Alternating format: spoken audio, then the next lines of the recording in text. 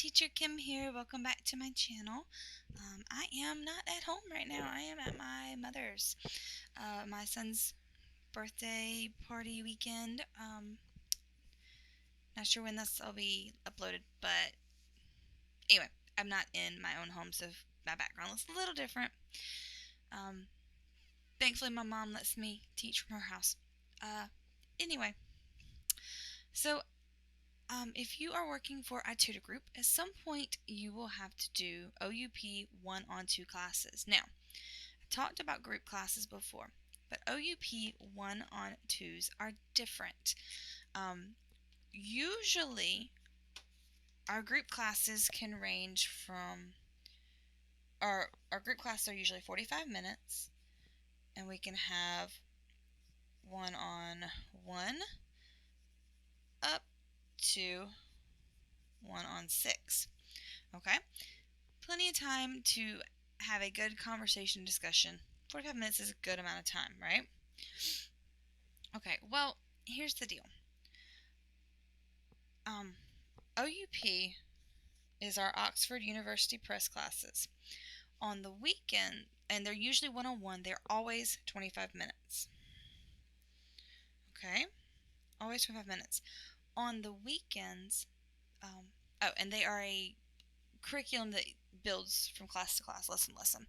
So each lesson builds on the last one. There are, I think it's usually 6 lessons in each little mini unit, and then this whole big unit will be tested. But lesson 1, and I think it's lesson 4, you don't actually teach. You teach 2, 3, 5, and 6. 1 and 4 are their home practice.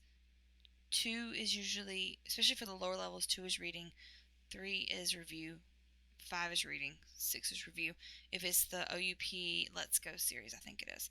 Not the point. Point is, these are special classes.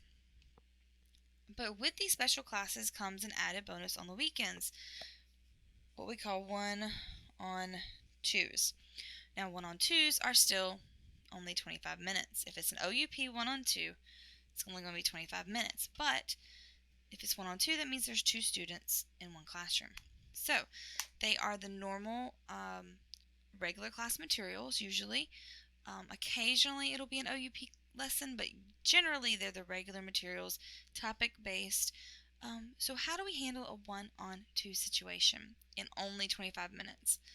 Well, it's kind of challenging in some ways. If you're with a lower level group, let's say level 1, level 2, or what I have coming up today, a level 3 and level 4, but they're younger kids, 5 and 7 years old, there's a few things that I always think of when I'm doing these. 1, fun. These are just fun lessons. These are just extra added curriculum just to help them practice talking about topics. So I'm not going to be the same as I am, or quite as strict as I am when I teach OUP classes, the regular OUP classes. This is more just fun, practicing pronunciation, practicing sentences, conversation, not necessarily perfection.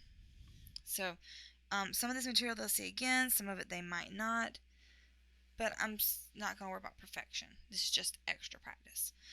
So keeping that in mind, it makes it a little easier and a little more fun. Also, when I'm working with lower levels in these classes, I'm not stressing over hearing one student or the other. I'm trying to hear both, whether I let them both speak at the same time if they're too young to understand, or whether I call their names. I always make sure that both of them speak on every slide. Both of them get the extra practice. Even if it's the same sentence or if it's different sentences, they both get to say the sentences in practice with me. So either way, I'm hearing them and they're getting that speaking in. If there's a drawing part, or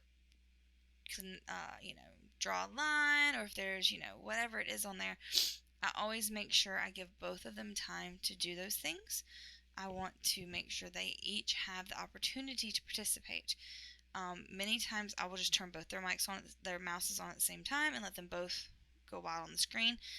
I have found that generally they'll each choose a different color, but even if they don't, if you look at how they draw, for instance, if you have one student that's like kind of straight and the other one's kind of like this, you know those are two different students if they're both connecting the same things. Again, I just try to make the classes fun. Have I ever gotten a low rating in these? Occasionally. But I find especially with lower levels, if I just make it fun for both of them, I don't tend to get as lower ratings. Usually the parent sees this as extra stuff and just a little fun practice. If we have technical issues, a lot of times that'll cause a lower rating sometimes. Now, I generally do not get lower ratings for technical issues on the client side because I make them aware it's on their side. I always, oh, well, let's contact IT. And even if they don't understand what I'm saying, I make sure I say it so that if mom or dad are nearby, they hear it. If it is a one-on-two with higher levels, a lot of times we will I'll make sure I have them take turns. Sometimes the upper levels will mute their own microphones until it's their turn, and you just call on them and they'll take their turn. If there is a lot of reading in these, I either split it or I'll take it page by page. If I split it, I draw a line on the page where we're splitting it, and I put their names on each part. If I'm taking it page by page, I put their name at the top. All throughout my lesson notes, you will see the students' names because I want to make sure they see that they are each getting that equal time. Equal does not mean, when you're teaching, it does not mean exactly 1 minute each or exactly word for word. Equal means they're both getting the opportunity to talk or speak or answer questions. They're both getting that chance to either read or have the conversation. Equal does not mean fully, like, perfectly exactly equal. Equal means shared. And you want them to walk away feeling like they had a good lesson, like they were learning something, like they have fun, and like they had the chance to really practice their skills.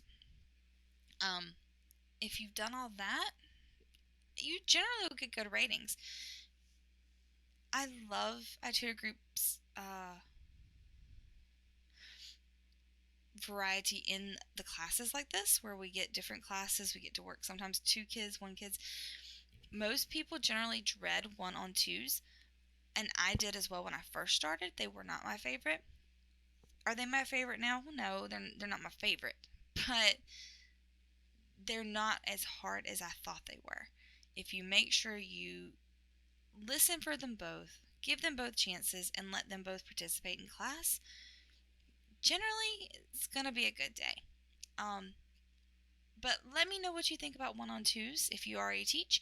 If you don't teach, how would you handle it? How would you do things differently?